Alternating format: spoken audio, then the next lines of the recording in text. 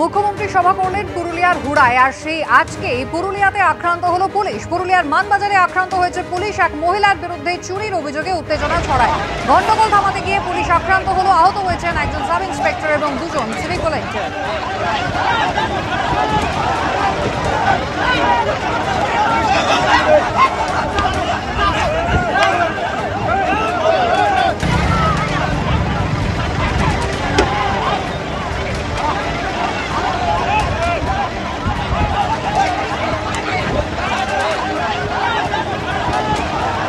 এজেন্সির বিরুদ্ধে ফের সরব হয়েছেন মুখ্যমন্ত্রী মমতা বন্দ্যোপাধ্যায়। সিবিআই এবং এনআইএ ভাই ভাই, ইনকাম ট্যাক্স এবং ইডিকে ব্যবহার করা হচ্ছে বিজেপি টাকা তোলার কাজে, নিজেদের ফান্ড গোছানোর কাজে ব্যবহার করছে।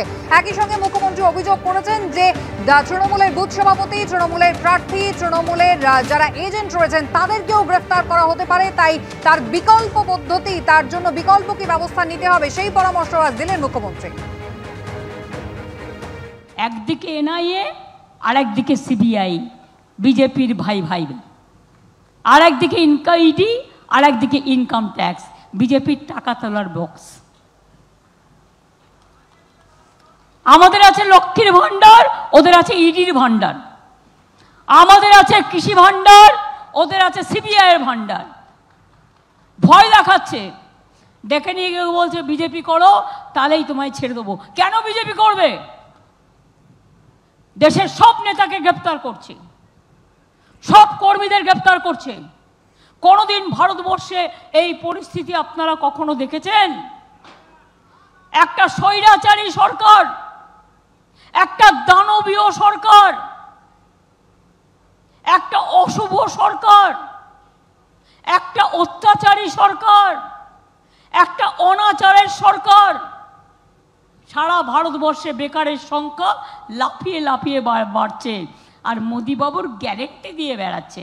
আপনার গ্যারেন্টি মানে তো নোটবন্দি, আপনার গ্যারেন্টি মানে তো সিবিআই, আপনার গ্যারেন্টি মানে তো এনআইএ, আপনার গ্যারেন্টি মানে তো ইনকাম ট্যাক্স, আপনার গ্যারেন্টি মানে তো গরিব লোকের টাকা বন্ধ করা, আপনার গ্যারেন্টি মানে 100 দিনের কাজে টাকা না দেওয়া। আবার বলছে দুর্নীতি। দুর্নীতি দেখেছেন কি?